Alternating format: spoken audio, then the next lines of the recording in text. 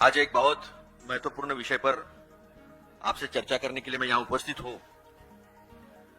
आपने देखा होगा बड़े गाजे बाजे के साथ महाराष्ट्र के मुख्यमंत्री, ऑफिसर्स, उनका खुद का पर्सनल स्टाफ, ये सारे लेकर दावोस गए और दावोस जाकर ये वो बता रहे हैं कि 30 लाख करोड़ का इन्वेस्टमेंट महाराष्ट्र में आने वाले दिनों में आने वाला है।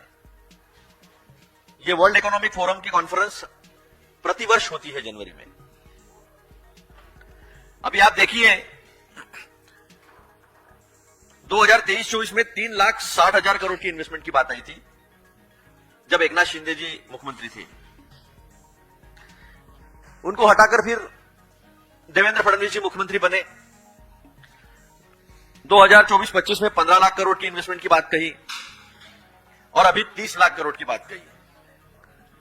मुझे बताइए, पूरे भाजपा के खेमे में इतना इफिशिएंट, इतना कार्यक्षम मुख्यमंत्री या नेता भाजपा में कोई है क्या, जिसने पूरी राजनीति महाराष्ट्र की अपने हाथ में ले रखी है और अर्थनीति में भी उसके बराबर आज भारत में बीजेपी के पास कोई नहीं है। तो क्या ये प्रधानमंत्री बनने के लिए 30 लाख करोड़ बताए जा रहे हैं? क्या ये जो इन्वेस्टमेंट आई है उस इन्वेस्टमेंट के पीछे बिटवीन द लाइंस क्या है, ये बताया गया है? अगर 30 लाख करोड़ का इन्वेस्टमेंट आ रहा है और पिछले 3 साल में अगर देख लिया जाए तो करीब करीब 50 लाख करोड़ का इन्वेस्टमेंट आया है, जो which is equal to Maharashtra GDP. इसका मतलब यह है, इतने इफिशिएंट है ये कि महाराष्ट्र सरकार पे जो 10 लाख करोड़ का कर्जा है वो भी खत्म हो जाएगा। किसानों की कर्जा माफी करनी है वो भी हो जाएगी।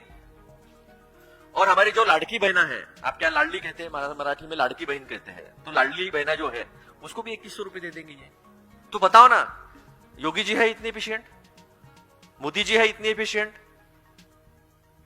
और बाकी के मुख्यमंत्री के नाम तो जो राजनीति में है एक्टिव उनको भी पता नहीं क्या नाम है। तो हमारे देवेंद्र कितने इफेक्टिव है, जो उन्होंने बताया है उस पर से आप समझ सकते हो। लेकिन कुछ सवाल कांग्रेस के हैं इसमें। अभी तक जो आपने एमओयूज किए हैं, एमओयूज है ये, मेमोरेंडम ऑफ अंडरस्टैंडिंग एक कागज का होता है, ऑफर लेटर होती है। तो कितने एमओयूज जो है वो कन्वर्ट होकर प्रोडक्शन शुरू हुआ है? आपने जितने रोजगार निर्माण की बात कही थी, कितने रोजगार निर्माण हुए हैं और कितने लोगों को आपने लैंड पार्सल दिया है?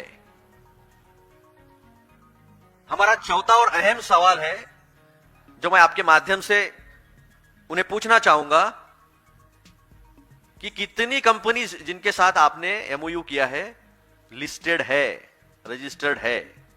मेरी जानकारी यह है 70 से 80% इसमें की कंपनीज जो है वो लिस्टेड नहीं है। कुछ उदाहरण देना चाहूंगा मैं। एक नमन बिल्डर है, उन्होंने $15 बिलियन यानी 1500 करोड़ का एमओयू किया है। उनका नाम है हर्ष शाह। कैपेसिटी नहीं है उनकी, कैसे इंप्लीमेंट होगा? सौरभ बोरा है, उनका वर्थ है 4,500 करोड़ और उन्होंने एमओयू किया है 45,000 करोड़ का। भूलना मत, 45,000 करोड़ का किया है। अभी हमारे एक महाराष्ट्र के एक नासा से आए थे, काफी उनका नाम हुआ था। महाराष्ट्र के मेरे जो पत्रकार बंधु है वो जरूर उनको जानते होंगे, दराडे, बाला साहेब दराडे नाम है उनका। वो मिल जाएंगे आपको मंत्रालय के इर्द गिर्द महाराष्ट्र के। उन्होंने 20,000 करोड़ का कोल गैसिफिकेशन का एमओयू किया था मेरे ही विदर्भ में, चंद्रपुर जिले में, भद्रावती में। उसका क्या हुआ? मानगांव, कोंकण, यहां 2,500 एकड़ जमीन दीघी पोर्ट में है, वो अब तक बेच नहीं पाए। मेरे विदर्भ में 1,000 एकड़ का टेक्सटाइल पार्क जो फ्लैगशिप प्रोजेक्ट है देवेंद्र फडणवीस जी का, वो 3 साल में कुछ नहीं कर पाए हैं। तो मेरा पांचवा सवाल यह है कि क्या महाराष्ट्र के एमआईडीसी के पास, सिडको के पास और एमएमआरडीए के पास कितनी जमीन उपलब्ध है? महाराष्ट्र में उनकी खुद का नागपुर शहर स्मार्ट सिटी के प्रोजेक्ट में है और मेरे सौभाग्य से मेरे घर के पास ही बन रही है वो स्मार्ट सिटी। अब मैं ढूंढ के परेशान हूं पिछले 10 साल से। आप चाहो तो आप आइए, मैं टाइगर सफारी भी ले जाऊंगा आपको, वहां से 6-6 सेंचुरीज है, शेर भी दिखा दूंगा। स्मार्ट सिटी दिखी तो सबको सफारी फ्री। वैसे तो हिंदुस्तान में कहीं स्मार्ट सिटी दिखाई नहीं देंगी। कंसेशन देने के नाम पर इलेक्ट्रिसिटी कंसेशन में ड्यूटी फ्री करते हैं सिर्फ। सबसे ज्यादा इलेक्ट्रिक टैरिफ वाला स्टेट महाराष्ट्र बनाकर रखा है, 16 रुपए तक है। आप देखिए, तमिलनाडु देखिए, आंध्र प्रदेश देखिए, कहीं पर भी कुछ नहीं है। तो यह सवाल है कि क्या आपके पास जमीन है? आपने जितने कॉन्ट्रैक्ट किए हैं उसमें लिस्टेड कंपनीज कितनी है? कितनों को आज तक अपने लैंड दी है, प्रोडक्शन शुरू हुआ है, कितने रोजगार निर्माण हुए हैं?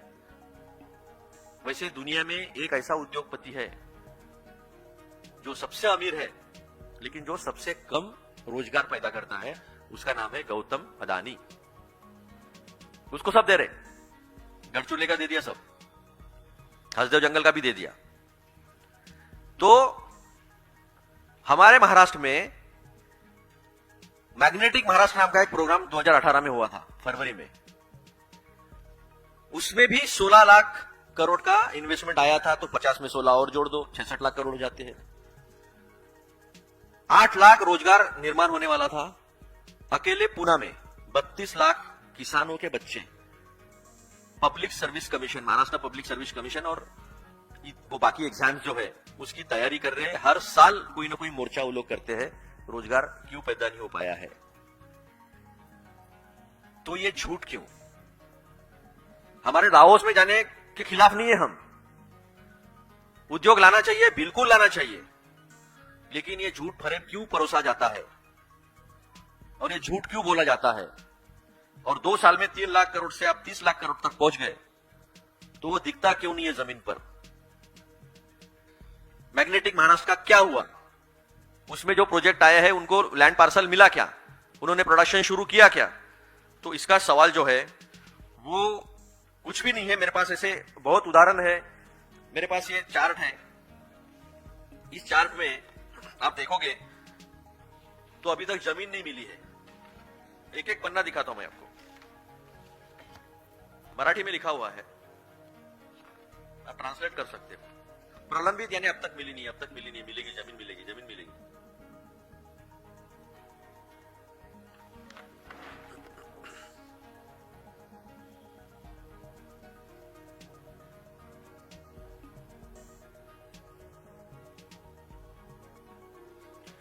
तो ये सब जो झूठ परोसा जा रहा है, क्या इनसे बड़ा प्रधानमंत्री के लायक कोई कैंडिडेट हो सकता है?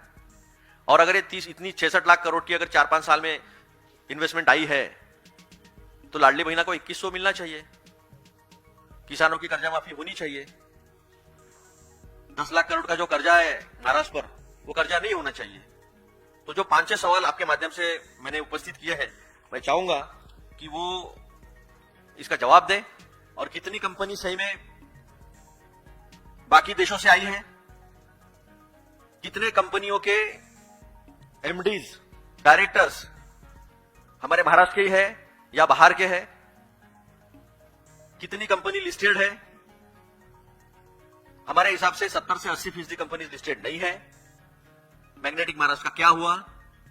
और उसके बाद मैग्नेटिक महाराष्ट्र क्यों हुआ नहीं?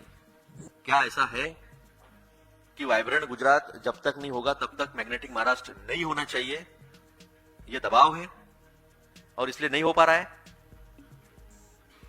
ये हमारे कुछ सवाल है। नहीं, ठीक है, वो डावोस में जाके साइन करे, न्यूयॉर्क में जाके साइन करे, हमें इन्वेस्टमेंट दिखाओ। क्या उन्होंने 1500 करोड़ का आपके साथ एमओयू किया है? क्या उनकी आर्थिक स्थिति वो है? क्या वो रजिस्टर्ड है? हमें ये बताएं।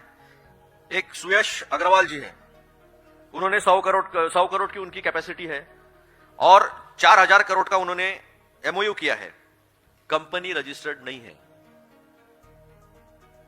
देवेंद्र फडणवीस जी का कहना यह है कि जो इंटरव्यू उन्होंने एक चैनल को दिया उसमें उन्होंने कहा है कि 60% एफडीआई बाहर से आता, इसलिए हमें डावोस में आके एग्रीमेंट करना पड़ता है। वैसे तो हर हफ्ते कैबिनेट मीटिंग में लोढ़ा जी, मंगल प्रभात जी बाजू में ही बैठते हैं, तो वो वहां जाकर करे नहीं करे, फायदा हो देश को, महाराष्ट्र को फायदा हो, महाराष्ट्र इकोनॉमिक इंजन है देश का, लेकिन ये फरेब क्यों?